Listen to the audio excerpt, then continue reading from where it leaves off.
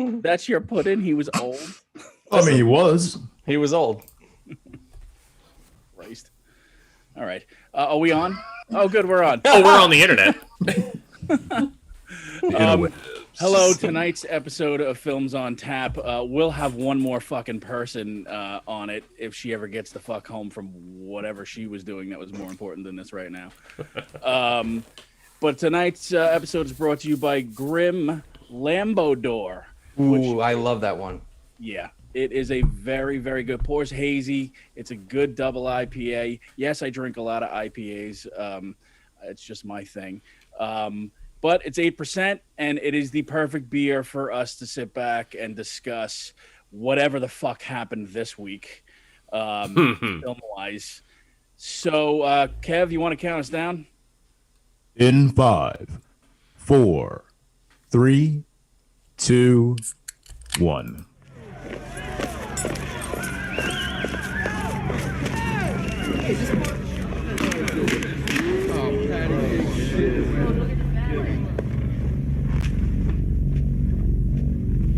Am I the meanest?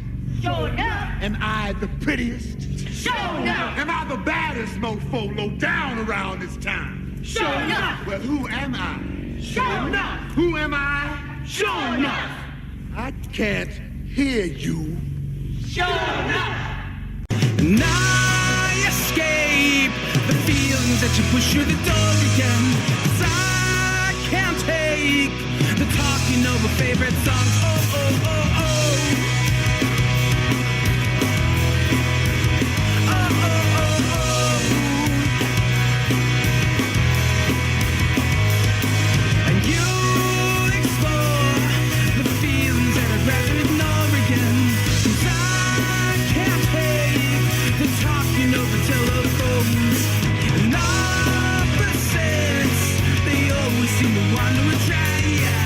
We're unmatched, the risking of a heart attack.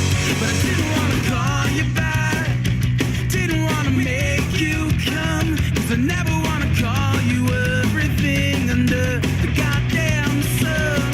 Didn't want to call you back, didn't want to make you come. I never want to call you everything under the sun. Hello and welcome to Films on Tap, broadcasting live on Friday nights from 9 to 10:30 right here on govsradio.com. Or search for Govs Radio using the Boxcast app on your phone, tablet, or TV streaming device. Music for our shows is from our featured band Playing Dead. Search for them on Spotify to listen to their entire catalog and check them out on Facebook to see their upcoming shows. Links to Playing Dead and more can always be found on our website, filmsontappodcast.com. Get even more by subscribing to Films on Tap with Facebook, Twitter, and Instagram for additional content. So grab a drink and settle in for tonight's show with Tim Saliani, Carla Okerson, Kevin Scott, and Jim Travitt. And as always, the host of our show, Chris. Cheers.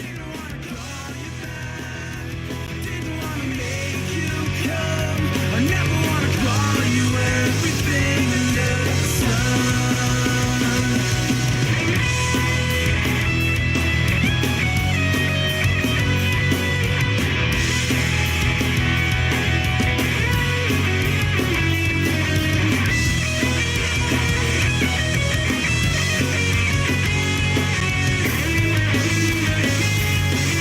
And I still love you, baby.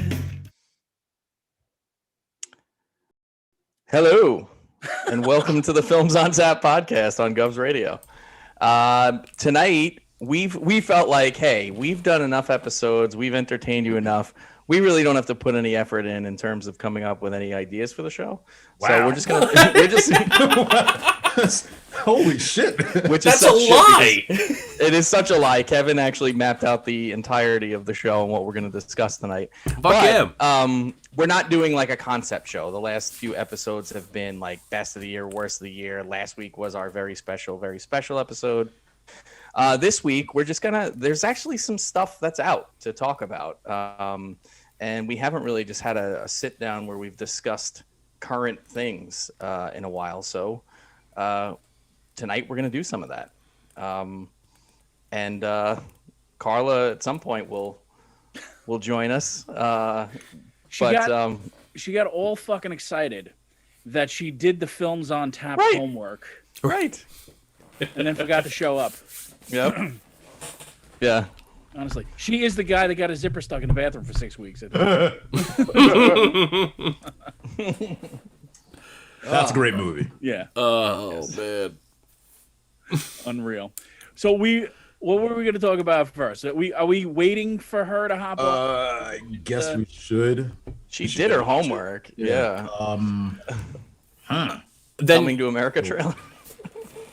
I mean, Why don't we do that? Yeah. Well, we can fuck around with that for a second. Let's Yeah. talk about let's talk about it in two parts actually. Let's talk about the fact that let's talk about the first part, that the movie should just have been left alone.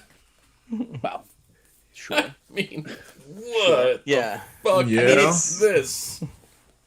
It's decades too late, but this is where we are now. I mean, literally, Cobra Kai, we're eating it up with a spoon. There's a nostalgia factor there. And when things like this are done well, it can work. I saw Craig Brewer attached. I liked Dolomite is my name. I was hopeful that there'd be something fresh, a unique story to tell. You know they're going to rehash some jokes. I didn't realize it was literally going to be every and then show it all in the preview. But Yeah. Carla, because we didn't want to get started on a movie or anything, we just started talking about literally just started talking about the Coming to America 2 trailer. Am I the only one who's excited about it?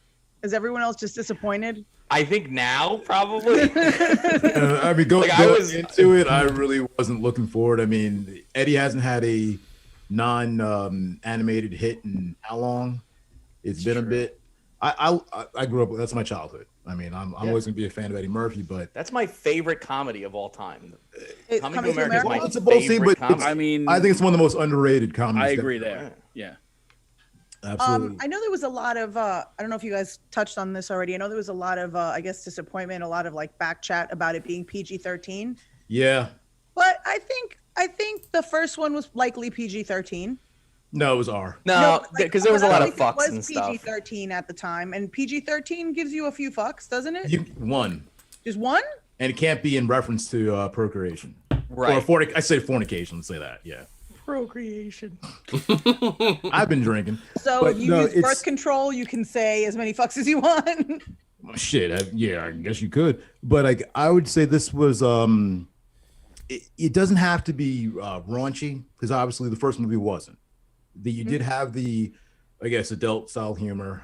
Didn't really go too far, but PG-13 just to me immediately says it's watered down. And if we look at Eddie's career, the last time he went from an R-rated franchise to PG-13, that was Beverly Hills Cop 3. By the way, your line, it looks like the royal penis isn't the only thing that's going to be clean, was fucking mwah. It was brilliant. I mean, it's disappointing. Obviously, I want this to be a good movie. I think just looking at the trailer, especially now that the second one gives away, which I think is probably the end of the fucking movie. Absolutely fucking insane. There's a lot of Wakanda jokes. Obviously, you're gonna have returning characters that, honestly, a few of them should be dead at this point in time. But whatever. It's a comedy. It's not supposed to be taken 100% serious. I just don't feel the need for it. It's if you want to say, of course, yeah, you want to make some money. It's not gonna make money now, unfortunately, because the way shit is. But what was really the point of doing this? Was just to get Eddie one more hit? Yeah. I don't even know. It sounds more like a money grab thing. Obviously. When was Coming to America? Well, Dolomite. That was 89? 89, I think, yeah. All right, so it's not even like you're at a 25th to 30th anniversary here. Like you're beyond. No, this is an old ass movie. Yeah, but there's no special occasion for it. It's just this is when we decided to make this movie, and based on the trailer, shouldn't this just be called Coming to Zamunda? How much time does he actually spend in America? Yeah. It really is. It is the Crocodile 2. Crocodile. Yeah. Dundee 2. Really? Yep. Crocodile Dundee 2. It's Crocodile 2. Jesus Christ. Coming to That's the- what it is.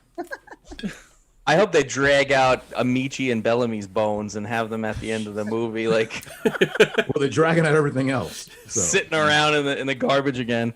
Yeah, and here's the thing too is, you know, he was fucking his like whatever they were called. I guess they're Royal Bathers. the royal Slaves. bathers. Slaves. You know, yeah, right. I mean, Yeah. but like somehow he accidentally around that same time fucked Leslie Jones. Like she's funny, but it would make sense only because that club scene in the first movie yeah, with the where they big go out, they have several different takes where they're wearing different outfits, so it's not one night. It's Right. over the course of X amount of time. During that True. time, is it possible that he randomly fucked Leslie Jones? Sure. They got very lucky with that, by the way, but There. yeah. Just the I was there was no flow to the trailer. It was literally just like certain shots from certain scenes, and they made a point to obviously beat to death the fact that they were gonna make sure that you had all the jokes that you love from the first one. It looks like such it looks shoddy. Like I don't know. it looks like an Amazon Prime movie. Right. Yeah, Yeah, it does. I mean, they've had a couple of good ones, but this ain't it. Yeah, I love them to death, but of course, I think we're all gonna watch it. Of course. no. 100%. But, Yeah. but And if like, it's great, it'd be great, It would be yeah, such a exactly. beautiful I'll be surprise. happy. We ain't getting no surprise. It looks awful.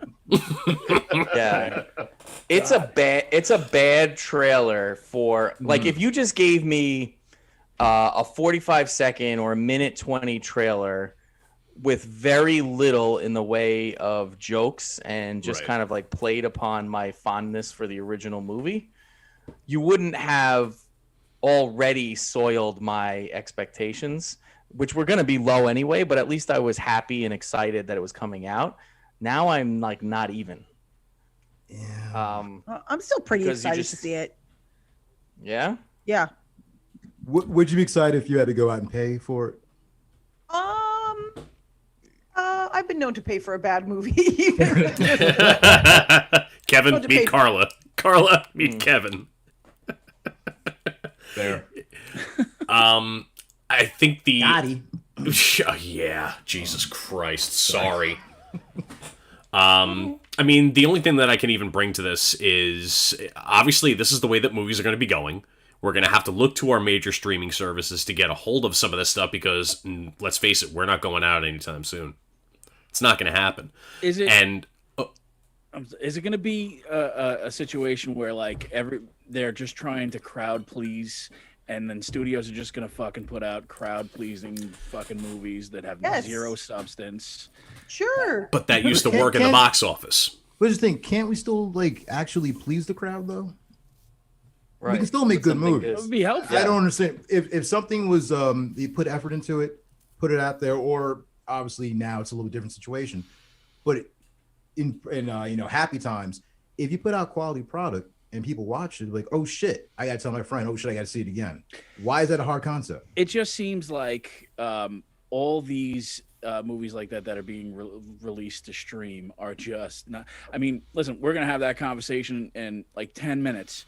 HBO's 0 for 2 in my book in this fucking realm, and we'll discuss it. Are we moving on now? No, we don't have to move on yet. I'm just saying it's everything that's straight to stream movie seems very fucking rushed and overly I don't know, just like marketed because it's going to be garbage. It's not. I have zero hope for this. Yeah, the only way that movie is going to make out of their money is the fact that everyone's going to get Amazon Prime, or they've already got it. Already has it. Right, it's at that right. So are they going to gain any kind of? Are they going to gain any kind of money by the amount of views for that film, or did Amazon just purchase it outright to put it out there for the people that are already paying X amount a month? then they could brag about it, I guess, maybe. Because I mean, everybody has Amazon Prime, and apparently it costs $0 to make movies because fucking the My Pillow guy just released a 3-hour documentary for fuck's sake. He made it in 5 days. Why are we making movies, guys? I make movies all the time. I have yet to smoke crack in my life. About that later. God damn it! What are we getting an official release on a website, Kev? Oh, there's to be a release. Talking about my dick. But yeah, as you're saying, yep. I gotta stop drinking. So would we search that under homemade porn or? It takes a while for the tags to actually kick in on Pornhub. You know, it's all the algorithms. It's to be verified now. Is the cat in the back? Because I bet if you look up interracial, interspecies porn, there's probably not a lot. Probably. I mean, gotta look at it now. Shit. We act like we don't know. All right, we do. Like, going back it's his favorite subreddit. I'm just Stocks are going up. That's right. It's like only white cats. You guys are horrible people. Yeah.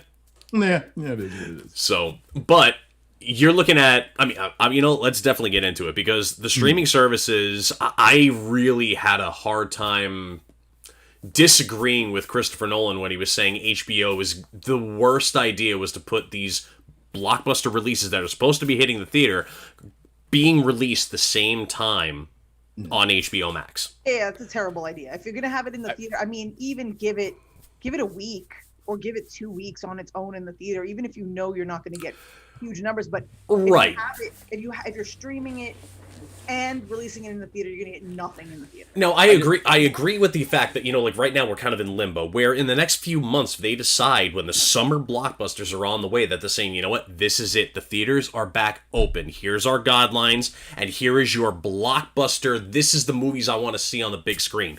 Fuck it. Godzilla and Kong, that is supposed to be a box office smash. They're supposed to make all their money in the first couple weekends. And obviously overseas. That's right. So like I went to see Tenet because it was the only way that I could, and the theater was open, and the theater's open now just as it was then, and I can't wait to watch Godzilla vs. Kong at home. I'm gonna sit here in my man cave with a giant TV and great sound and just fucking chill in my house and watch Godzilla vs. Kong. Well, for my part, my options basically I can either watch it on HBO Max or I can steal it.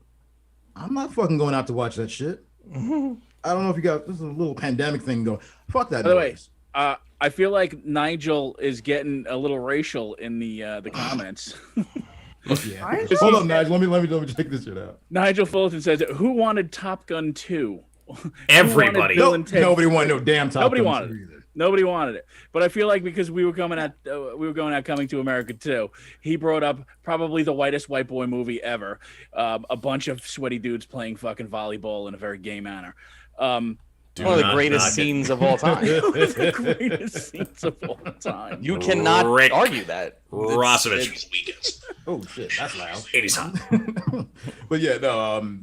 The whole thing is nobody wants these fucking movies, right? But nobody. they're the obvious way to turn go. off that light, it's like the blue on the screen is like making me crazy. Wait, I'll be right back. Yeah, you got some glare going on. You know what though? Nobody wants them, but now that they're free at home, people are gonna gobble them up. I was like, oh, cool! I can't wait to watch Wonder Woman. So you know what it is? Okay, no, wait. That's a slightly different thing because Wonder Woman 84 should have been a good movie. True. Should. But even like, there's no reason why that was bad. So even the movie we're gonna talk about tonight, like it's Denzel. It was like, all right, cool. Like I got something new to watch. Yeah. This would be the only reason I could think of films like this that we're about to talk about, The Little Things. This would be a movie that I think would survive because they decided to release it on HBO Max. No one is going to want to go out to the theater to watch that. No one's going to want to sit for 2 hours to watch a crime. It's not 7. It's not some major fucking, and again, it's not some major fucking release that would have done well in the theaters. This is the type of movie that is supposed to thrive by being also released on HBO Max. The big blockbusters, not so much. They're expecting to make a shit ton of money by the box office. The little things. It's a weird time. I honestly, I feel like when people are somewhat back to normal, when most of the country has been vaccinated, and people generally feel a little bit better about being somewhere with each other, I think the studios are going to force the issue and go back to putting these movies in the theater. Because they are losing a lot of money. I mean, HBO Max isn't paying Legendary Studios the $500 million that it would make, domestically and overseas by putting Kong and Godzilla in a theater. They're not. They're subsidizing the fact that movie's already been made and paid for, and they're getting it out to people, and hopefully for themselves getting some new subscribers. But it's not, if this is the way of the future, then goodbye to big event, $200 million budget movies. Maybe that's a good thing, though. I'm not. Yeah, I think if we get back to actual storytelling, maybe I might better movies. But there's also great event movies that have really good storytelling that are fun as hell and deserve to be seen on the big screen. There's been 5 in the past decade, yeah. I mean, I wouldn't want to trade the experience of in-game for anything, but we're not getting in-game all the time. No, we're not. And I kind of wish they would, let's get into little things. Before we start this, we gotta say we have to do spoilers on this. There's really no way to discuss this movie without kind of ripping it apart, unfortunately. Yeah, and when we go through film reviews, we often do that. So be prepared for spoilers when we talk about movies. So, we'll try to put it out there for everybody when we're coming up on a movie that we're going to discuss that's going to be on the show. Probably watch it before you check us out. Yep. Little things. I have a question about this, and so many other movies.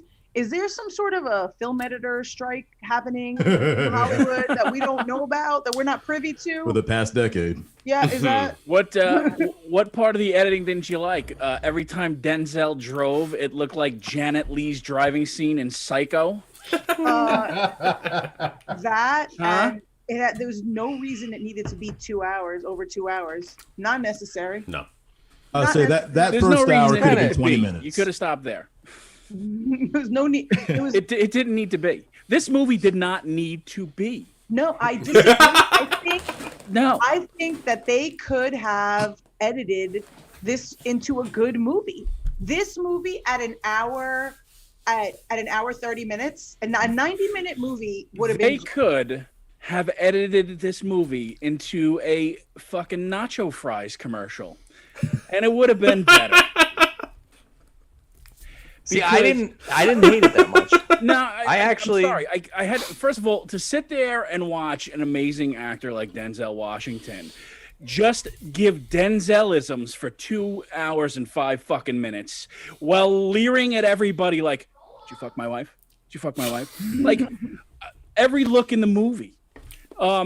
Only to then have to look at his co-star who begs the question, what if a person had the longest jawline in the history of man and yet an overbite to match? I feel like Denzel's... They did a lot of weird prosthetic work there. Denzel's pouting underbite was matched by Rami Malek's overbite. And then you're going to fucking sprinkle in Jared Leto, who looks like he sets up and takes down gravitrons at a carnival with his fucking Mr. McFeely walk. He still looks with the one shoe to the side. No, he does not look good. Dude. I think he looks They good. had like a fake nose on him. They had, nose? yeah. He looked like a fucking roadie for Molly Hatchet. This fucking thing did not need to exist. I had such high hopes.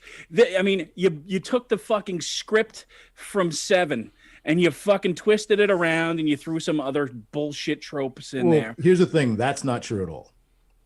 Because this is written before Seven. Okay. That's part of the problem.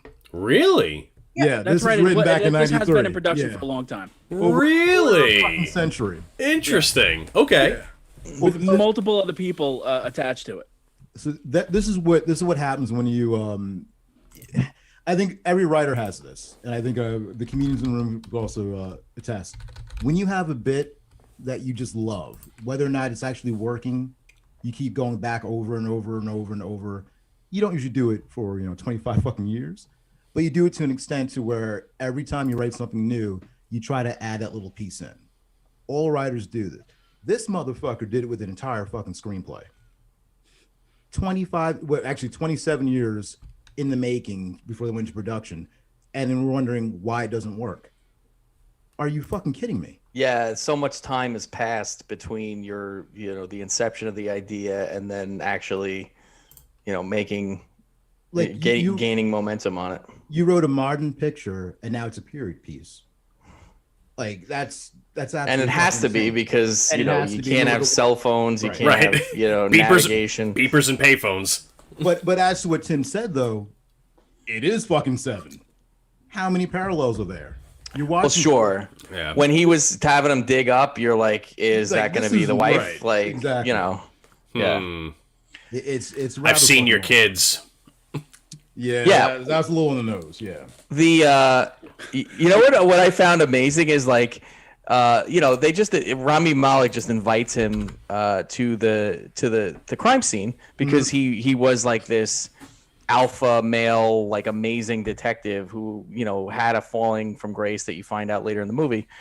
So Denzel is should be like the number one guy on the scene, and at one point when he goes across the street, it's clear that whoever did this was watching him from across the street. Right. But rather than seal it off and dust for prints and everything else, he literally just picks up the seat, turns it, and then sits down on it, and you're like, well, there goes any evidence, or at least your evidence is mixed with the evidence. Right. And then later, there's a scene where he's down by the rock where they found bodies, and he fucking spits his gum out. Like, you're putting yourself and your own DNA in a crime scene by doing that. Like, where you just that's said fucking irresponsible. You just said DNA because this takes place before DNA was a huge fucking thing. What? Pre OJ.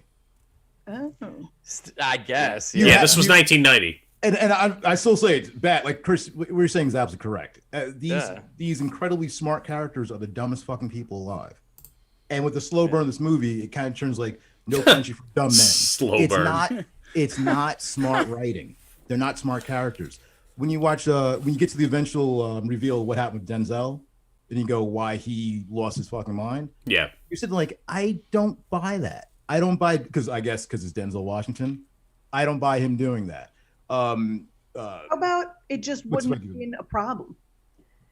It wouldn't have been a problem. It's pitch black, right? Surrounded by cops, and someone comes at you and he shot someone. That too.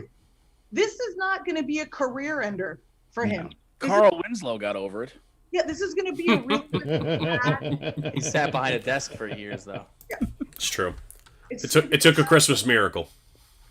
And I don't think that the entire police department, including the coroner, had to commit fraud for this. It wasn't necessary. No, that was too much. All that. None of it was necessary. That was it wasn't necessary for me to be watching a scene where cops are following a suspect, and then the music choice is "I will follow him." Yeah, I was like, "Are you fucking kidding me?" That was bad. Yeah. Yeah, it didn't make sense. But I would say it's Rami the end Malek of the world. Can he actually act? No. Because I don't buy him as a person. Also, does he have Graves' disease? Oh, Jesus Christ. What? You were just all over Graves' disease this week. Maybe he's part pug. I don't.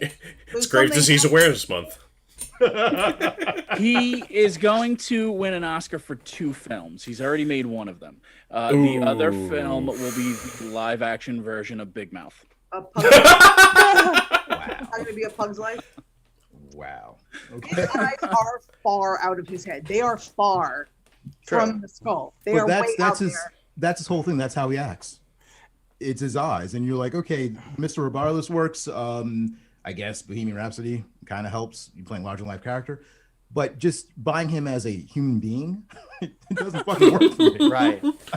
And I was like, wow, they really didn't have to do too much prosthetic dental work for. I'm a young gun detective. You do what I say. You do what I say. Yeah, and also like the first, like in the beginning when he's like, "Why did you tow my car?" Like, I don't know, like that first scene doesn't seem to jive with his character the rest of the movie. Right. Yeah. Exactly. He's like, "Please help me. I'm this great detective, but I need your help." Yeah. But let's not forget, how does the fucking third act happen? He loses his goddamn mind. Like, yeah, let me do the stupidest fucking thing possible, put myself in this very dangerous situation that I'm no longer in control of, and then he has to do his, I guess live out his destiny at some point, because he needs to kind of get over his obsession, and the only way he can do that is what we're going to talk about, right? So let's fucking say. Yeah. This movie, the first part about this movie that makes no sense for a lot of people is that there's no resolution. You don't actually know if Jared Leto is a serial killer or not. I think because if you look at the actual title of the film, The Little Things, if you look back and watch it, there's enough evidence to point in that direction, but it's not conclusive. However, much like we just said with Rami Malek, looks crazy all the fucking time. I wouldn't be surprised if the director said to all three leads, "You're the killer. Play it like that, and we'll circle around Fair. some point to the end." Because honestly, at one point I was like, "Did Denzel do it?"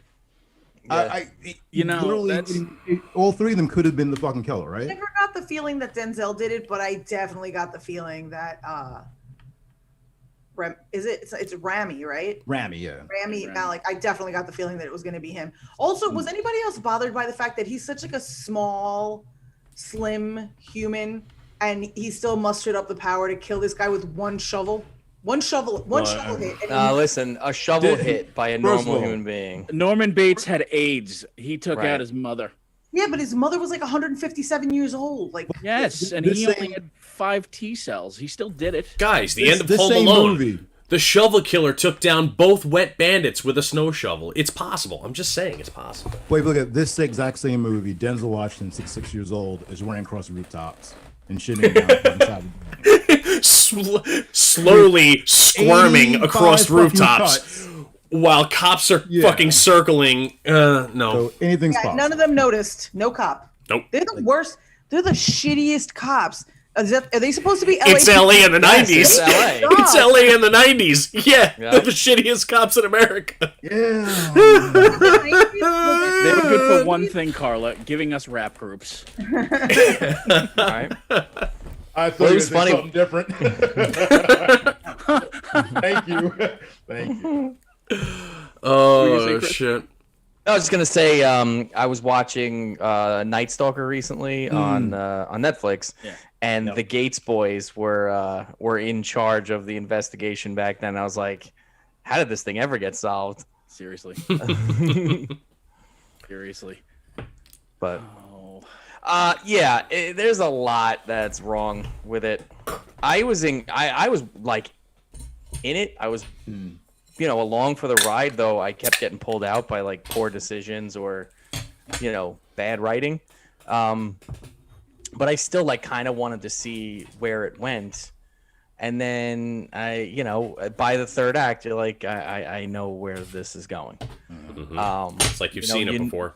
And you knew he was the one that sent the beret, whatever you call it. You could definitely assume it. I mean, it was like this little double twist by the end of the film. I mean, for anybody that hasn't seen it, well, if you've seen it, whatever. Let's fucking talk about it. The one thing, there was a missing teenager, a missing girl that Rami Malek was just determined to find. And the one thing that he had to go on was that she had this little red beret, this little hair clip. Yep. And at the end of the film, Denzel sends him, because he knew that Denzel was in the room, like searching for evidence and shit. That was me. Fuck is that? I'm drunk. Jesus Christ. Drunk. Well, the whole point is Rami Malek's sitting there like catatonic, moping because he killed a guy that moping. He doesn't big know. fucking deal whether or not he did or didn't do it. That guy is better off. The planet is better off with him not on it. So fucking get over it. But he's sitting there ignoring his family, by the pool, and miserable. And so Denzel realizes that the only way that he's going to get over it is if he has closure, and really believes that that Leto was the killer. And so he sends him the red beret. You know, I guess it helps him. But once you saw that it was from him, you knew based on what he had gone through that this was like him passing along the favor that others did for him, by helping him kind of get over it or whatever. I mean, they help him get over it, but then they trash him out when he comes back. Hey, what was Sorry, that? what? I said they help him get over it, but then when he comes back, they're like, "No, don't. He's a cop out of control." Okay, that whole thing made no fucking sense whatsoever. Because like when he comes back and everyone's like really standoffish towards him, you're thinking, okay, maybe he turned in corrupt cops, maybe he did something like that. And he gets in and is like, wait, they helped him, now they hate him. And I guess yes, he had a breakdown and ended his marriage and whatever. But storytelling wise, none of that shit makes sense. And you're sitting there going, A doesn't get to Z. Yeah. So again, I mean, storytelling concept. Yeah, I mean, you could argue, and the way I took it was he bailed on them after they had put themselves out there on a limb for him. Like you said, Kev, he kind of let everything fall to shit, including his marriage. And there's some resentment there that they've had to live with the guilt while he was off, kind of like, you know, doing his own thing. He had a heart attack. Well, they needed a reason for him to not go to work. It was flimsy. I thought he actually had a heart attack. That's why I was like. Well, they said he had a breakdown, but they didn't want to say why. Yeah. And you know, including all those. Again, it's paperwork at that point. They did. There was mention of him having the heart attack. Yeah, they said I think He never heard okay. triple bypass surgery. Right. Yeah. Which was the other thing I didn't understand. I was like, okay, so he, you know, he's a great cop who devotes himself, you know, in his entirety to the police force, which of course is going to lead to the end of his marriage, which of course is going to lead to him having a heart attack. And what does he get in the end? They just shit on him. Some people knew what was going on, you know, and again, it was just he. I guess it's the guilt that maybe he could have saved that girl. That, you know, and again, they pinned the murder on the guy. Whatever, the guy was already going down as it was. He was a piece of shit. He hit him with the shovel, and then he said, "Hey, get up, man." And that's how he delivered the line. But that's how he kind of delivers every line. To Kevin's point, like he's kind of not human. I want a solo career. Outside of Jared Leto, who is strictly doing Blade Runner 2049, same fucking character. There's no life to anybody. None. Ever. So there's nothing to hold on to and go, okay, this is the emotional high of this movie. There is none. So you're just watching what's supposed to be a plot about two cops going after a serial killer turn into this a character study about fucked up guys. And okay, was that worth 2 hours and 7 minutes of my fucking life? Nope. I'm gonna say no. Like Chris said, I was with it up until Act 3 started. Once Malik gets in the car, I'm like, oh, that's fucking stupid. There's no way. Did anybody else find that they were having trouble staying with the movie? Like I kept getting looking for any reason to be distracted. Like I got up, I made coffee. I took 2 phone calls that normally I would have just sent to voicemail. I was like, all right, I can cut out of this, especially when he's driving. You're waiting for something more. Yeah. The whole fucking movie. You're waiting for anything. Yeah. An action scene. Show me the murder. The opening scene is the most you get out of what you're looking for. I guess I'm assuming a lot of people were disappointed. First 3 minutes. It's really stupid. The whole beginning of watching someone being chased by a car and then get to an abandoned gas station, which, okay, it's a good setup. I like that the lights are on, but no one's there. Gets out the car, leaves it running, and just runs around the fucking building. It's like, why don't you get back in the fucking car? Drive off. Get in his car. Could he have run off a road? Maybe, but as you saw, a truck came down not too long afterwards. You're sitting going, this is when that scene ended, it was like, all right, I don't know how I feel about this, but that was the high point. Yeah, I just can't with Rami Malek. I don't think. I feel like Rami Malek is how Elon Musk sees himself. You know what I mean? Like that's what Elon Musk thinks he looks like. And can we like get a message to him to get his thyroid checked? Yeah, I mean, that would be swell.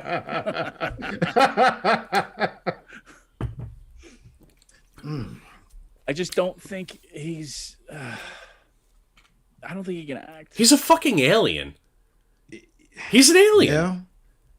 He's wearing a skin suit. He's a fucking alien.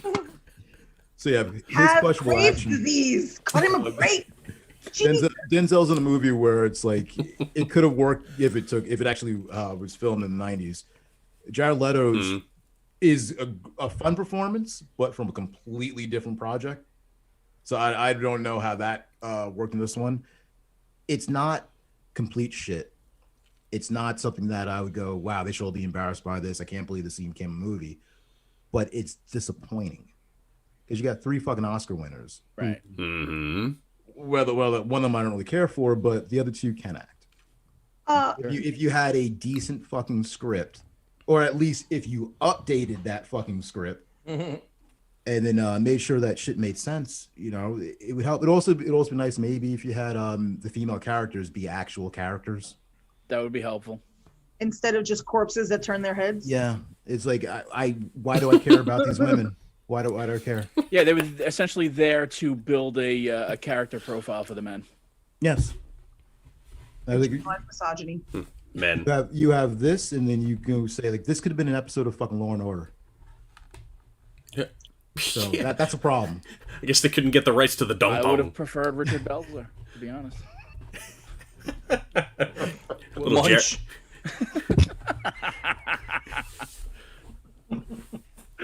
Fuck, if it was the 90s, we could have got Orr back. Oh man. I miss his quips. There's just so much missing. It was like a real nothing sandwich. It was just nothing. And it shouldn't have been. In the middle. There was nothing. Like this was a John Lee Hancock, for those who don't know, director, writer. He made a movie called The Perfect World back, I believe, also 93. It was 93. Clint Eastwood, Kevin Costner. Yep. Fantastic fucking movie. Yeah. And Eastwood's character and Denzel Washington's character kind of say wavelength. But while that one worked because there was actually a compelling story to that, this one just fucking falls flat. Disappointing. Yeah. Great start. It just Great annoyed start. And I still stand by that you could have had a great editor sit down and look at it and go, okay, I'll take Could have been salvaged. 2 hours and 6 minutes, and I'm going to get you to an incredible 90 minutes. Yeah. Hey, editor, what do you think will make this scene a little better? Let's linger. Again? Yeah. Again. Again. Wait. And cut it right there. and his dumb fucking walk annoyed me. It really did. Right, this is the guy chasing down. Yeah, this is the guy chasing down women. I don't know. How does a person have both gout and a clubbed foot? Like at some point, you might as well just take the leg. I work with a guy like that. And yeah, we all think he's a serial killer. I hope you're watching. And he's a serial killer. If I'm gone next week, you know why. Jim's 5 days away from fucking digging a bunch of holes somewhere. He's gonna walk in behind him while he's on camera. Good exercise. I'll make it happen. So yeah, the little overall, things. Saying, I mean, watch it, form your own opinion. I think it was garbage. It pissed me off. I thought it was a cute ending. Took too long to get there. Cute ending. I don't know about Yeah. I was in it for the duration. There's a lot there that is wrong, but I didn't hate it. I was with it the whole time. But it's not, like you said, Kev, it's joyless. There's like not one part of it where you might chuckle or feel any sort of emotional high. It's just like dreck. Like everybody's miserable in this movie. Yeah. I think, and watching it. I felt like it was a few softcore porn sex scenes away from just being a skin of the film. Like it just didn't. It wasn't giving you anything. It just wasn't giving you anything. They had thrown some sex scenes in. You just put it on Cinemax and play it at 1 a.m. and that's it. There's nothing. I honestly got to say, Co-Ed Confidential is a Fuck yeah. I'm sorry. Better script. That's right, 100%. Better finish. So we're not on board with the writer-director combo thing. It's just not working. Unless it's Tommy Wiseau, no. Oh God, it's fucking magic. The Room. This is one of those conversations we should have at some point where shit like that is so much more appreciative than mediocre crap. Sure. I'll watch a bad movie in fucking time of day because I think it's you can laugh at it, you can get something out of it whatsoever. But watching something where it's like, this should be better, why is it not better? What the fuck? Yeah, I get mad at that. Not so much for this movie in particular, but for shit like that normally, it's what the fuck? Yeah. Yep. What were you thinking? Yeah.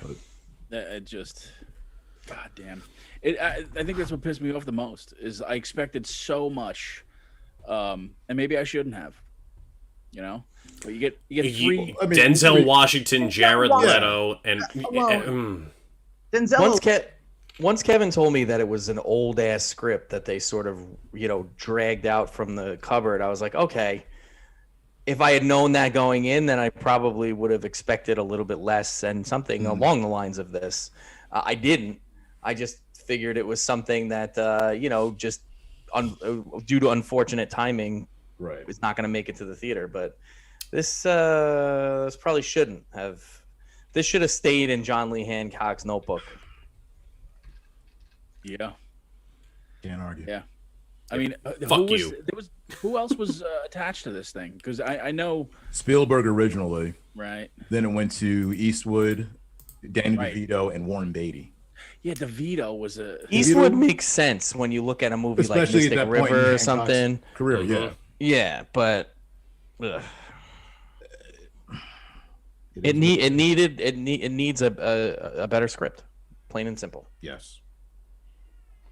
All right. So that's going to be a no from us, dog. I don't know. Kind of lingery. Kind of lingery. I'll mail you a fucking red beret. It'll never get there. What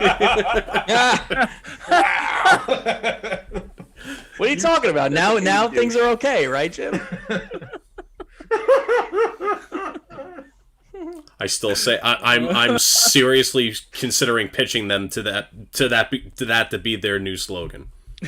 It'll Jim's get like, there. I can make mailman jokes. You can't.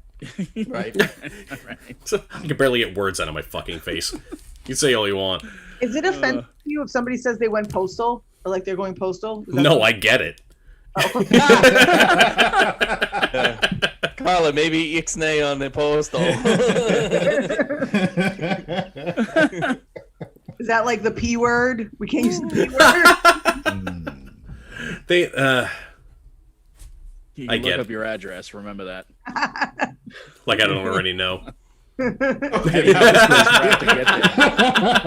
Nassau. You guys don't cross the border. Yeah, we don't fuck with the 115. What was the next thing we were going to talk about, Kevin? We were going to talk about the snubs and surprises of the Golden Globe nominations. There's a couple on here that I think are discussion worthy.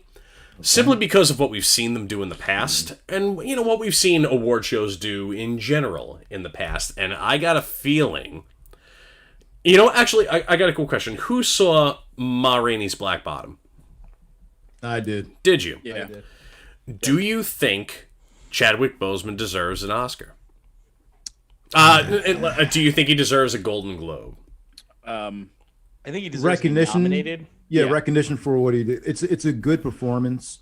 It's a great fucking Broadway play that was filmed and called a movie. Yeah. It's you never forget August Wilson is just like Fences. Right, it's another Fences type of he's brilliant. Okay. Unfortunately, it doesn't translate well to movies the way they've been filming them. It was good, not great, because he died. We're now elevating it. Yeah. Right. Are we gonna get the Heath Ledger effect on this, or do they decide that they're going to go ahead and do that? Now, I know you don't want to view someone's performance in the light of their death and say, posthumously they deserve it, unless they fucking did, for sure. But you're also looking now, mind you, I'm talking about right now just best actor for a motion picture drama, and he's up against Anthony Hopkins in The Father. He's up against Which I haven't seen, but that got a lot of nominations. Yeah. Gary Oldman in Mank, and obviously Hank is actually very good, and Oldman is excellent. Oldman is very good in Mank. And I know several of you are already going to agree that Riz Ahmed for The Sound of Fucking Metal. That's that's a much better performance than Boseman in Ma Rainey. Probably. I prefer Boseman in The Five Bloods. I genuinely really enjoyed that movie a lot, and it's a big, long. That's also one that could have used a little bit of editing, but it's entertaining as hell. It's something that I was not expecting going in, like where it kind of took me, and he's great in it. He's Delroy Lindo. Oh, he got nominated, right? Oh, did he not? Oh, Jesus Christ! Bullshit. He was incredible in that movie.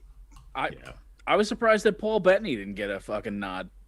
For Uncle Frank, right? It can't, right? Right, that's because they didn't TV. release it. Yeah. Gotcha. But I thought, well, it's Golden Globes. That's why we're Well, yeah, fair enough. That's right. Huh. Or would that be They could have put him in TV. They could've put right? him in Well, that's what I was movie. talking about. Like, but in the people getting passed over for acting performances this year, both of them deserve to be looked at. Yeah. Jim, I don't know that there's going to be a big groundswell to get him a Golden Globe. He'll probably do the Golden Globe because they are, it's kind of like, it's the Golden Globes. But I think if you were to just put that performance up against some of the other acting male lead performances this year, it just doesn't make the cut as the best.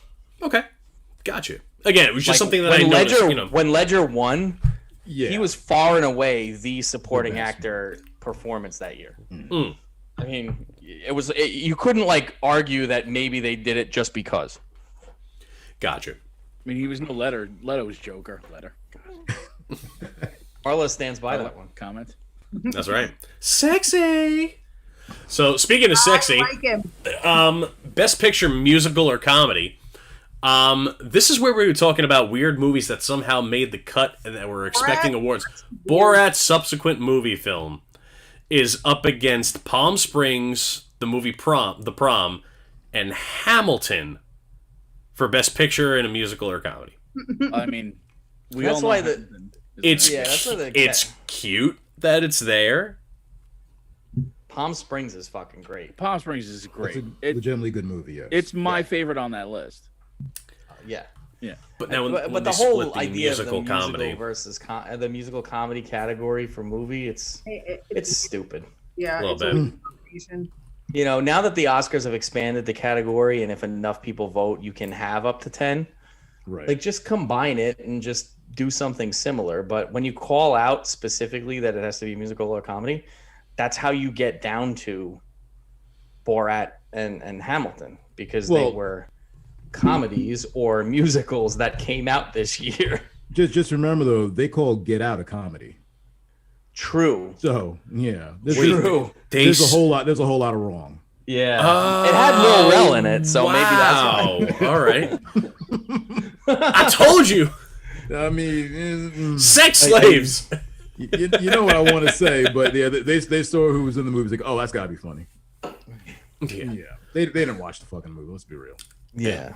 And it's going to be interesting because I know apparently Olivia Colman, who huge BBC actress and across the board, not just from The Crown, but she's also getting nominated for Best Supporting Actress in The Father. Also, she's becoming like the darling of award ceremonies.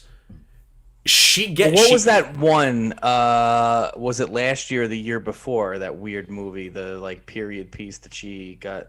By the guy that did the Killing of the Sacred Deer. Yes. Yeah. Fuck, what was it? I don't remember what the hell the name of it I forget what it was, but yeah.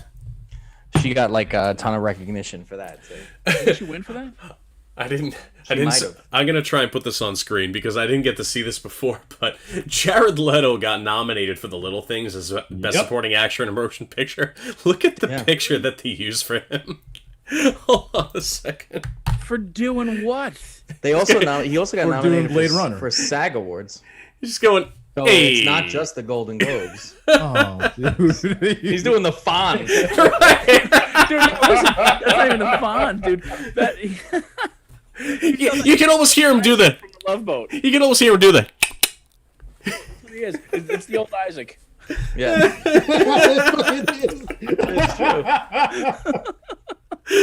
Isaac's the best. I as I'm going through it, I had to fucking toss it up there, but yeah, I mean, this is actually a pretty decent, I guess, set. Best Supporting Actor in a Motion Picture, you got Sacha Baron Cohen for, thank God, Trial of the Chicago 7. Judas and the Black Messiah for and Little Things for Jared Leto. Bill Murray's When up does in Judas and Black Messiah come out on? Is that on next Friday? February the 12th on yeah. HBO? HBO, yeah. Cool. Because that, I mean, that's that's similar time frame as Trial of Chicago 7. You know, it's got Fred Hampton's character in it, so. And it's getting rave reviews. Yeah, so. yeah. Apparently they're great in it, so I'm excited. I'm looking forward to it. Definitely. I still can't believe Jared Leto is nominated.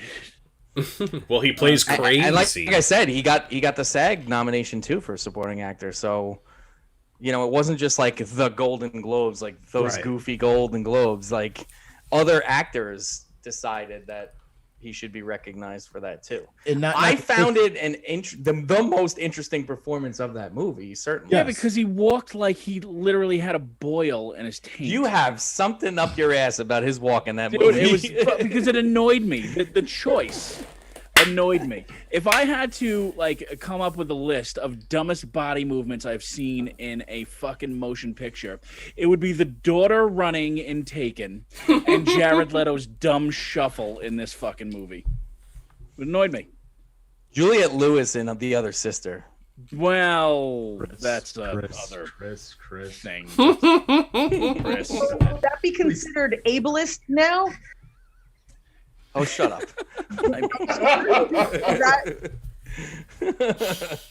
Like, would you have somebody that has whatever her affliction was? I think that's. Please stop. Please stop. Well, nowadays she would get dragged through the mud for taking on a role like that. That's what I mean. Would that be considered ableist now? I guess so. I think so. Yeah. I think so. Cancel Rosie O'Donnell. And the bus that she was on in that movie. Just saying. And the guy too. Who was the guy? Giovanni Ribisi. Yeah. Cancel them all. Let's face it, he's challenged, so I think that would have been okay. God damn it. I've seen plenty of roles where, I think that's just him. This is. Who would you have in that? Like alternatively, like Corky and like the Down syndrome model, the cover girl model. Is that who would be doing it now? I like that there's like two. Yeah. That's it. They're just the go-tos. They're about to get so much thoughts work. and views of some of the films on. Some of. Disclaimer me, Tim Saliani. Oh my god, that was yeah. They need work to it, right? So this is going to be interesting, I think. For best drama series, there's actually a legitimate fucking competition. Lovecraft Country, Ozark, The Crown, and Ratchet. It's gonna be Ozark. I'm not going to mention the Mandalorian is just there because they needed 5. But it should have been I May Destroy You. Oh yeah, that's so good. Yeah. I gotta watch. They got a whole bunch of no nominations. That was kind of nice. And the rest of all the minor like television or comedy series or anything along the lines of like that, Man, Schitt's Creek ran the fucking gamut on everything. Holy shit! They will. When it is the final season of a well-deserved series, I get it, but I mean, you got Ted Lasso that's in there for best musical, got nominated. best musical, best comedy series. When you look at the rundown, Schitt's Creek is up there for the show itself, best actor, best actress, best supporting, and best supporting actress in a television series. It's a shame. They're all in there. Well deserved. It's a shame that Ted Lasso is definitely going to lose out. I mean, and listen, Schitt's Creek's amazing, and that last season, it's about as good as you can end anything. Really, really good. You gave every character their due, which was fucking great to see. But at the same time, to see something like I feel like Ted Lasso is like the little engine that could, and he's just this little guy, and it should get more recognition just for the fact that like it's the only show I've watched on that platform on Apple TV that's worth anything. I haven't watched the Rob McElhenney or whatever, the dude from It's Always Sunny, his show. Oh, Yeah, but dude, Servant is very good. Is it? Defending Jacob was excellent with Chris Evans. Yeah, and then I use like CBS and some other stuff through Apple TV, but for Ted Lasso, Servant, and Defending Jacob alone, it was worth the price of admission this year for me for Apple TV. Yeah. But Ted Lasso, I feel like getting nominated maybe we'll put some eyes on it. I know we've been big proponents of it. It was on a lot of 10 best lists this year. I feel like because of that, that's why they got the second season. Because I don't know whether that's the type of show that would have got the second season. The same as actually that show signed up for would be a huge hit. Signed up for 3? Yeah, it's signed up for second and third. Yep. Yeah, I mean, The Crown is completely all over all the best supporting actors and actresses and stuff like that. But I think the dark horse that honestly that should get for any kind of deserving thing, you got Julia Garner and Bateman in for Ozark, and also oh god, I'm blanking on her name. His wife, Laura Linney. Thank you, Laura Linney. She's also nominated for best actress in a drama series, and I think that you might find one or two of them get peppered in for an award on that. Or at least I would agree if they did. Yeah, I mean, listen, this past season of Ozark was probably some of the most intense TV that I watched last year. It was really, really goddamn good. You watched it while you were sick? Yeah, I binge watched the whole show while I was sick, and it was I'm so pissed off that I waited so long to do it. Yeah, I think I told you to watch it. Yeah, it's like you're dying, so before you die, yeah, Right.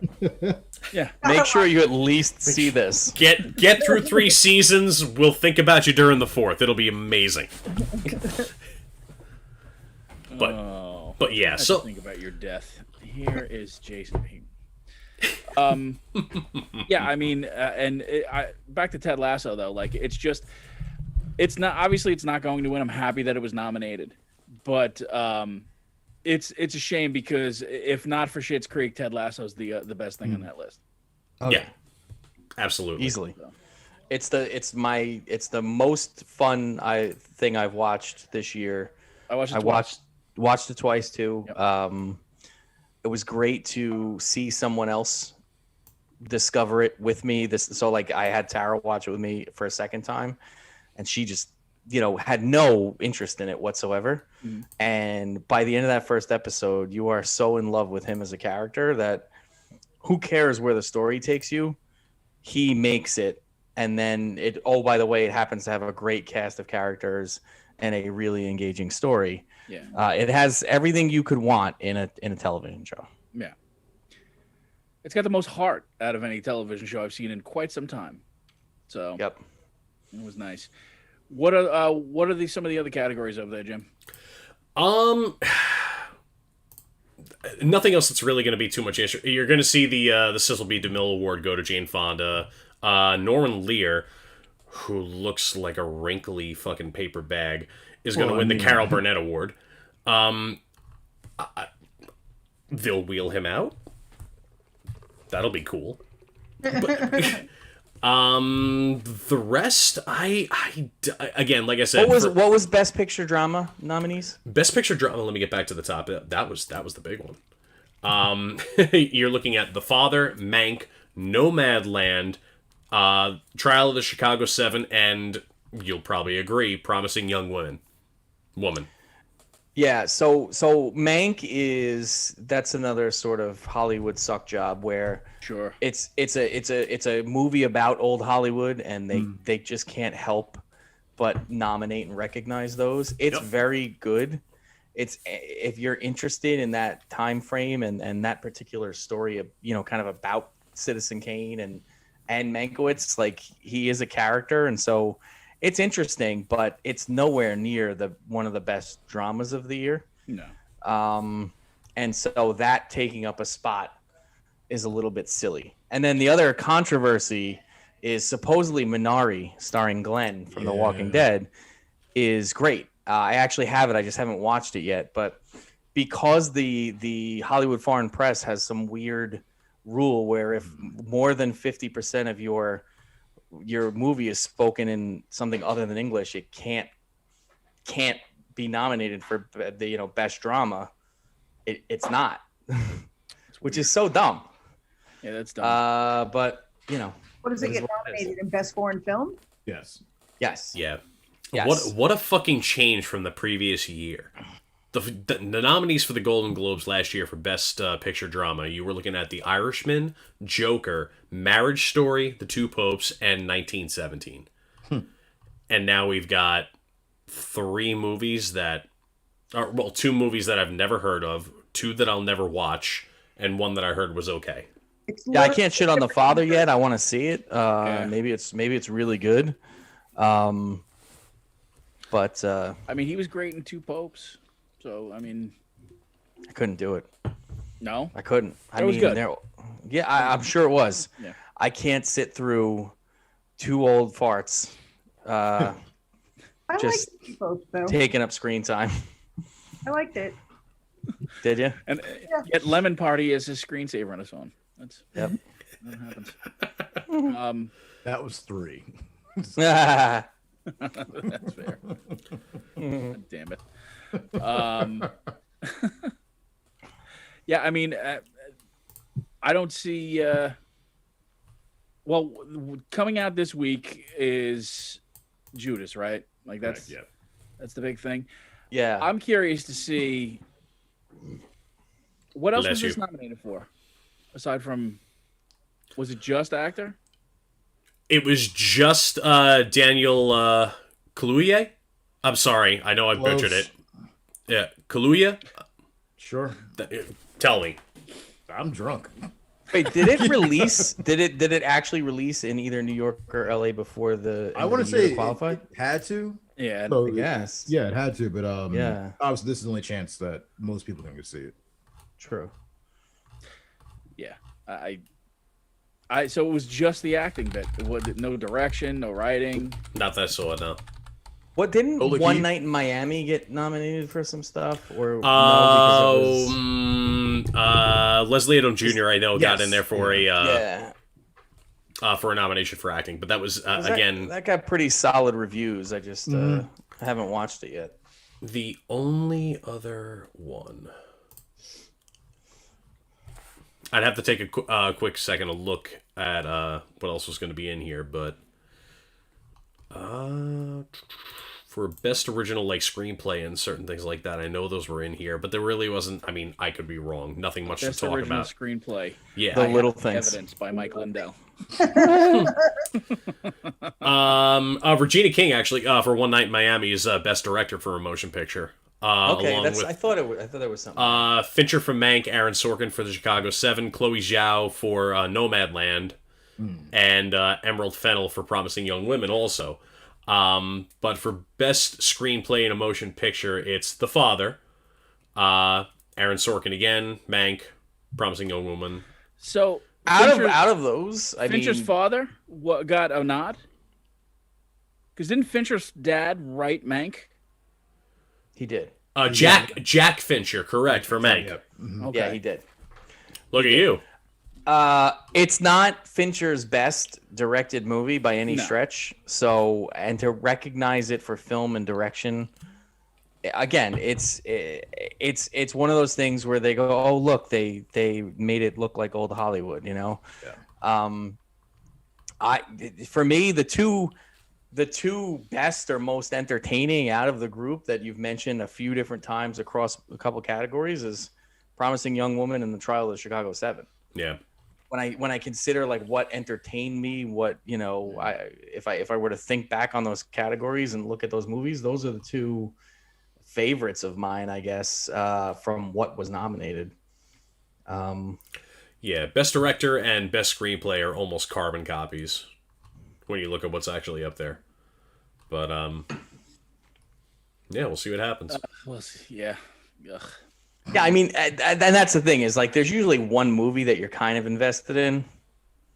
I don't know that I am. I don't think there's anything I'm sold on. A TV has been way better than movies, obviously, so far this year. That's why like WandaVision has become like a viewing appointment. Yeah. Thank God, yeah. God.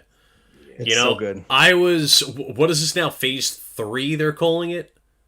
Yeah. Yeah, Of the MCU, I of the think so. MCU, right?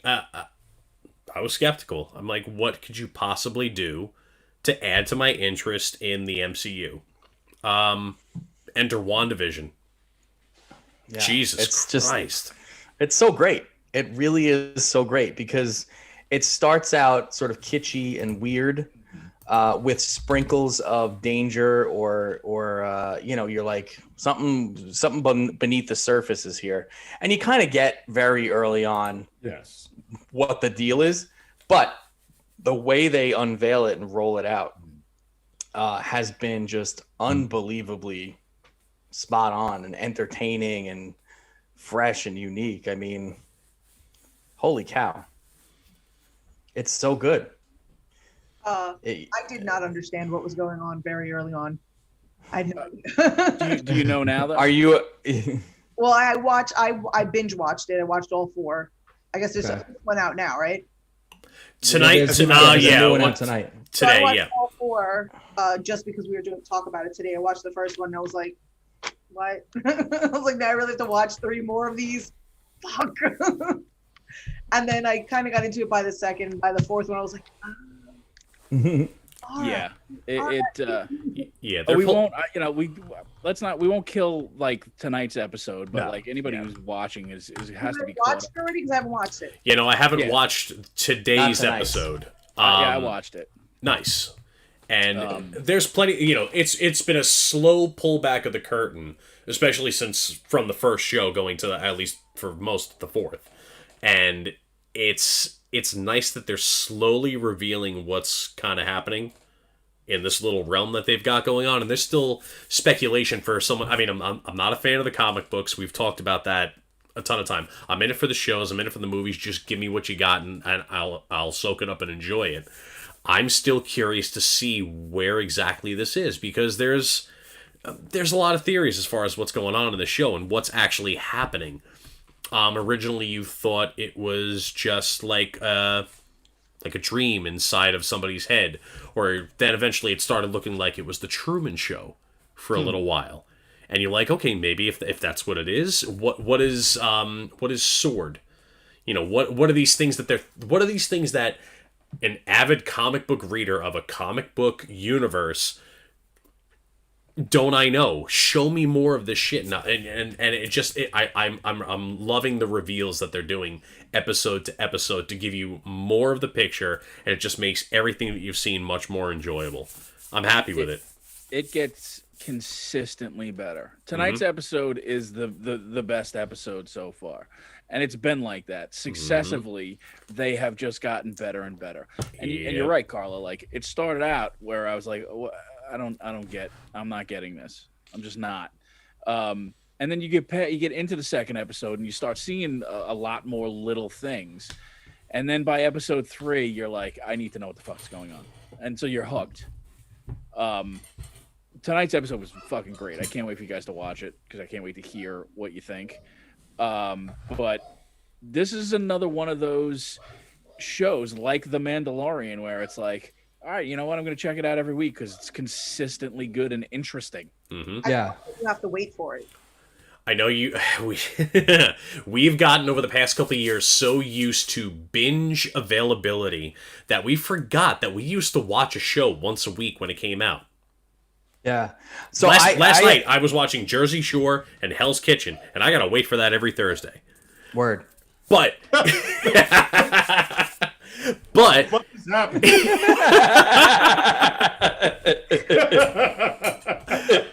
But for well-produced shows, Two white guys having that exchange makes me feel like I just saved a bunch of money on my car insurance. I love Hell's Kitchen too, Jim. I'll take it. Show, but goddamn. Jersey. Thursdays, what else am I gonna fucking do? So, altogether, I'm okay with, and I understand where you're coming from, Carla. I am so, for Ozark, for massive, awesome shows, to be able to just sit there and go, yeah, give me another one. Yeah, give me another one. Yeah, that's amazing. I love the fact that there are shows that are out there that you can do that. But there's also that fun feel of, I can't wait till next Thursday, or I can't wait till Friday when I can get a hold of this. And yeah, if you fall behind, fine, sure. I'll catch up and do it again and get the next one. But there's still that appointment viewing was something that we got used to having, or that's something that we lost along the way. For something better, for sure. But yeah, the appointment viewing of WandaVision is appealing for me. I don't mind, but yeah, I can't wait. There's anticipation for it. That's anticipation. Sorry, Chris. No, it's great. Episode breathe for a little bit, going back a couple times, building up to the next week. That's what's working for me. Mm-hmm. Yep. Yeah, totally.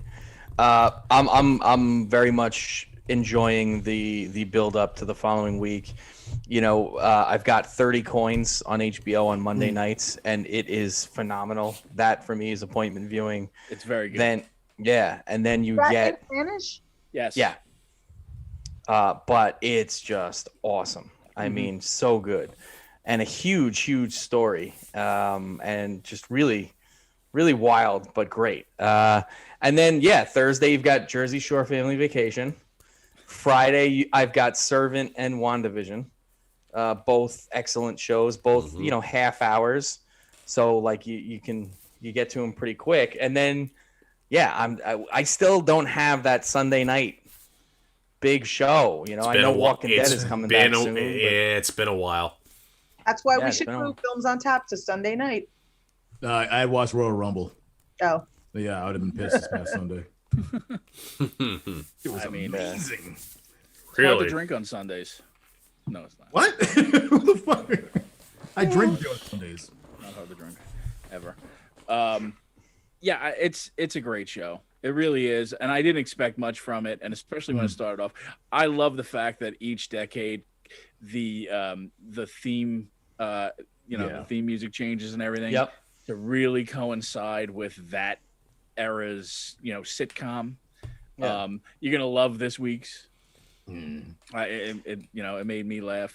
But think about how quality and how much better the MCU is franchise-wise than most other things when they can take something this unique, different, and fresh, and because they've got the equity built, right? Because they've delivered to you 2 full phases of a great comic book superhero story arc.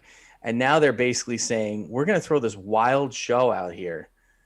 And this is going to be the jumping off point for the next phase of the MCU.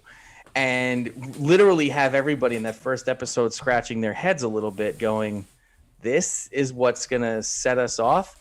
And by now you're like, this fucking thing is amazing. Like it's just top-notch creative people when it comes to translating all of those stories over the 100 of years that we've had the comic books, or the 60 years, or however long it's been, to boil it down into something that is really entertaining and really well made. And there's been some duds, in the MCU, but not that many. You know, there's been plenty. But you don't have to be a huge fan, but you kind of do need like a working knowledge of the MCU. But going to this first episode, I was fucking hooked for almost immediately. I absolutely loved it, and going each week is like, can they possibly keep it like this? And Tim, I haven't seen today's episode because I wait every Sunday to watch with my girlfriend, so I definitely did not watch it at work today. But Kevin, you're a strong man. But I assume I'm going to love episode 5. Yeah. You're yeah. I would say he's like a cherub. I love the fact that drinks keep refilling itself. It's great. I see him look at us. He's got a picture of them right next to him. She actually came in and filled it up again. He's magical. Espresso martini something cafe. What is it, Patron? Yeah. Where do you call it? It's a mixed drink or it's a beer? A mixed drink. Oh. You know, cafe Patron, coffee, vanilla simple syrup. Delicious. Right? Sounds delicious. Jesus. I'm getting laid tonight. Vanilla simple syrup. Jesus Christ. It's Tasty. black with a little bit of white in it. We just pull the whole fucking vanilla extract in there. Hey, get that little extra, kick. I'm not gonna. Yeah. Too easy. Come on, I tried to throw one up for you. He's swirling his white owls in it.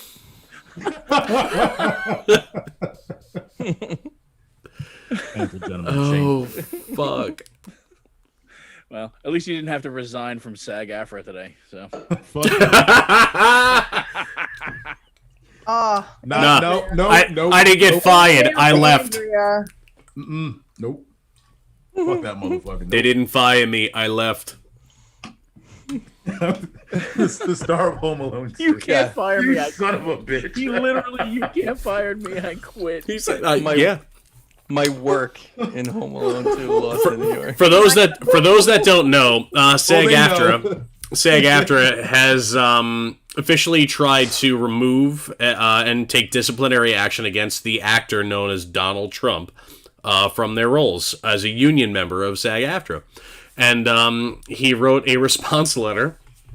Basically, let's summarize as saying, "You can't fire me, I quit." Listen, do you think he was current on his dues? I like the fact I almost don't even think that's true. The second line in his letter to them was, "While I'm not familiar with your work." You Hold watch on. now 2-0. right? Hold on. If I can find it, I'm going to put it up on the screen. Give me 2 seconds. Keep going. First of all, I really know you watch 90210 Donald Trump. I really got upset that he didn't mention the Little Rascals. I feel like they get the short end of the stick. I mean, he was Darla's father in it. Guy's taking shots at Gabrielle Carteris. I can't believe this is the real world. Okay. Yeah, here you go. I just can't. You found it? Yeah. Got it up. To Ms. Carteris, I write you today regarding the so-called disciplinary committee hearing aimed at revoking my union membership. Who cares?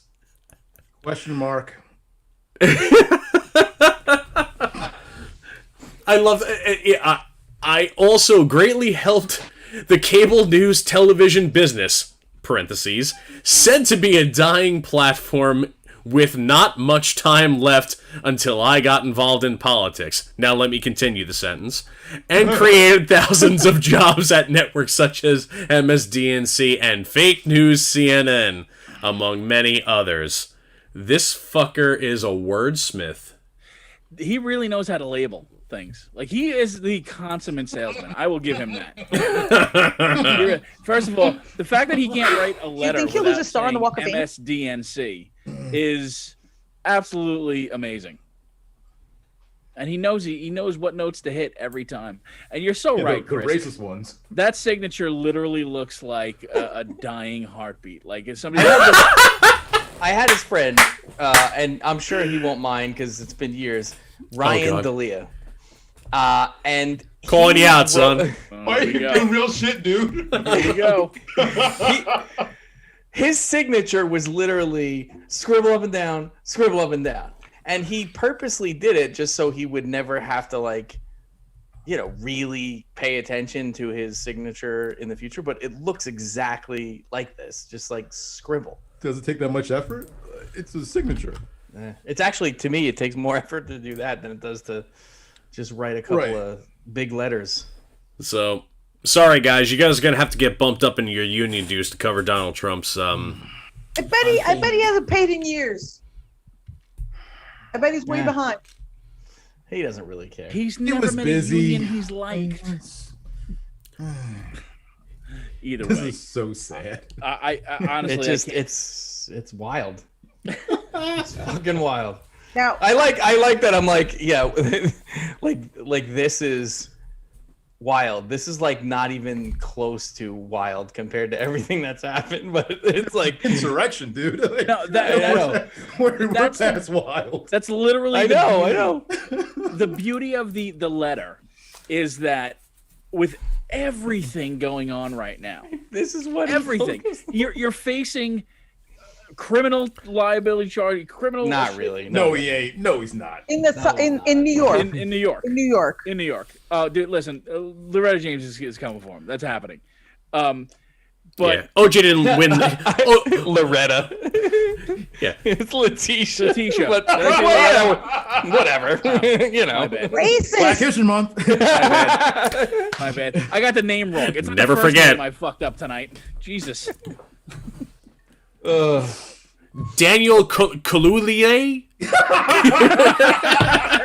You say Kool-Aid? What the fuck? Is it Dave Coulier?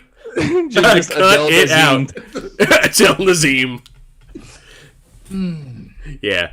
Oh, God damn it. Funny. All because I fucking hated the little things. It's the little things, Kev. Like fucking up somebody's name who just happens to be a person of color. Fair enough. And, you know, Person of color. Look at you. just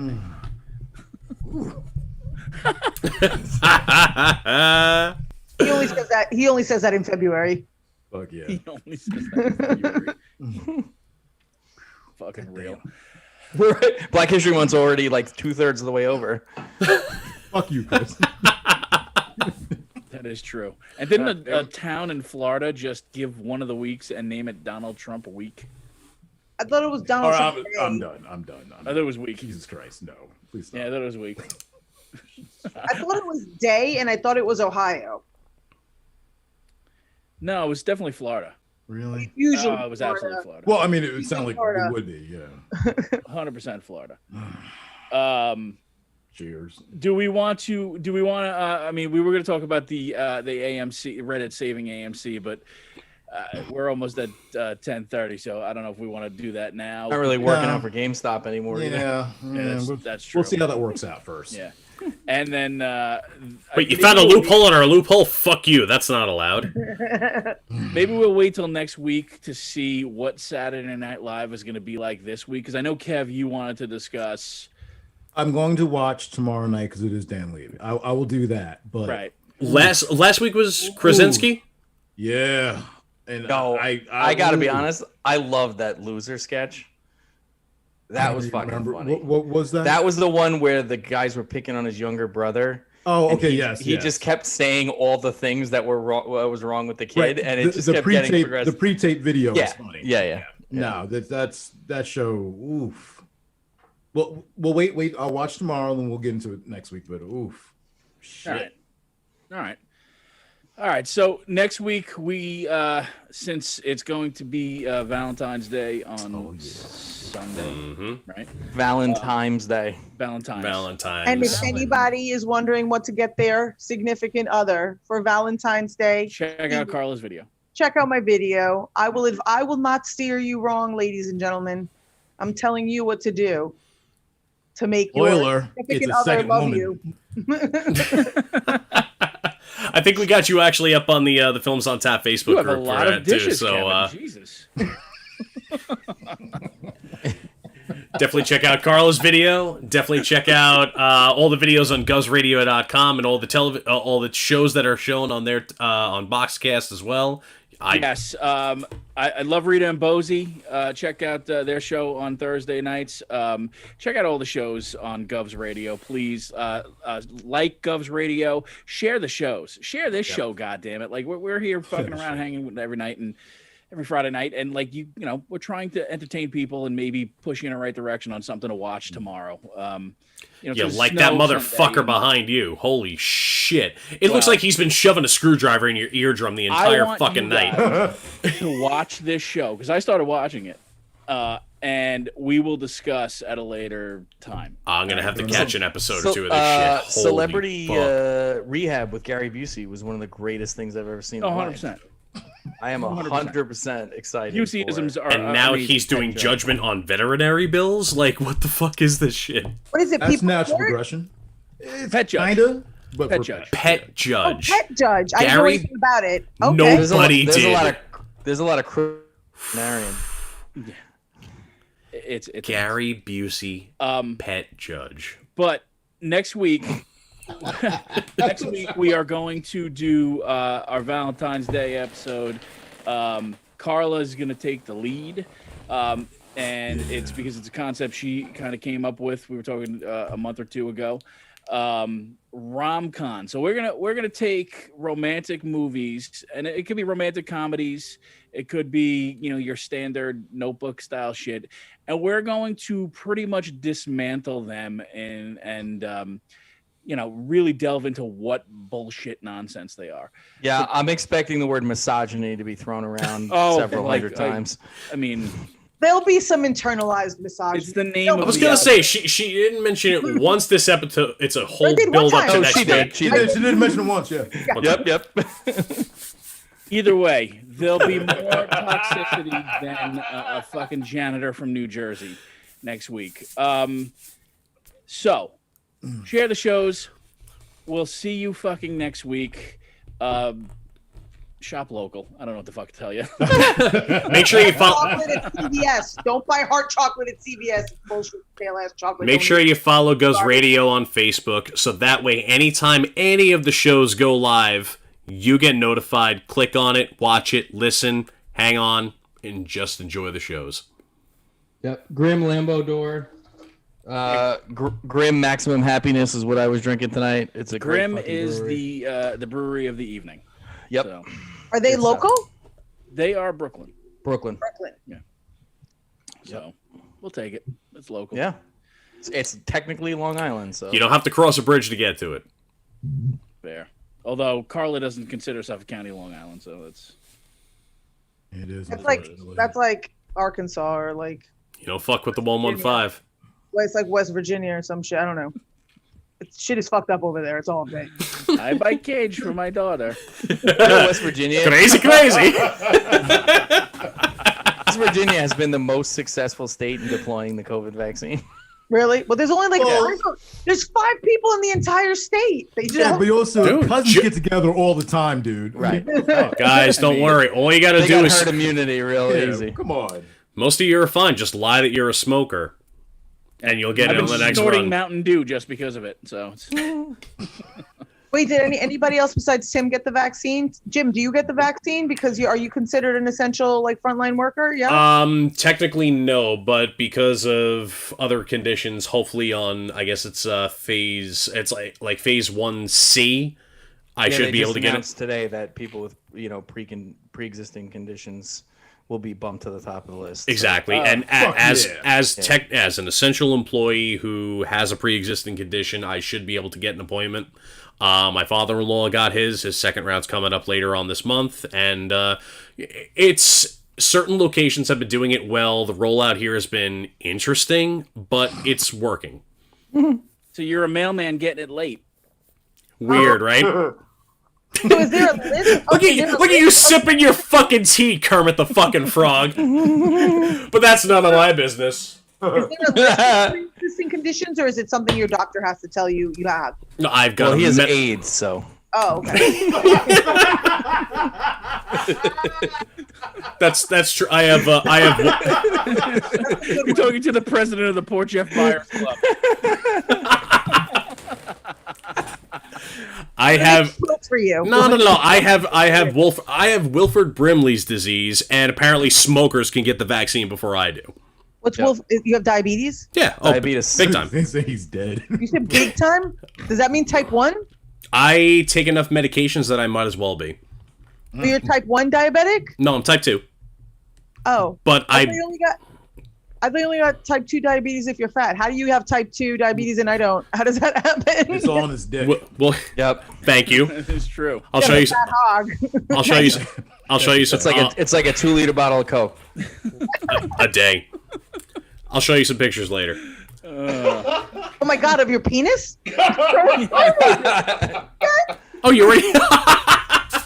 She got so excited Big too. enough where he got a tattoo that says "Sponsored by Liberty." You know what? This year's been a real slowdown in dick pics. And I have my tattoo artist at it. It says Liberty Bibberty. I don't have any. I don't know. I have so many. All right, God damn it. We're going to be cut off again. So we'll see you next week for our RomCon episode. Again, like all the shows, share the shows. Thank you guys. Don't watch The Little Things. It was fucking awful. If anybody has a rom-com or a romantic movie that they want us to take apart, please send us your. Send it on Facebook. Let us know. We'll do it. All right. Are we talking? Is it exclusively ones that are like shitty, or are We gotta go. talking about All good of them. ones too? My argument. Doesn't matter. We got to go. They're all shit. That's my argument. We'll see you next week, guys. All right. Bye.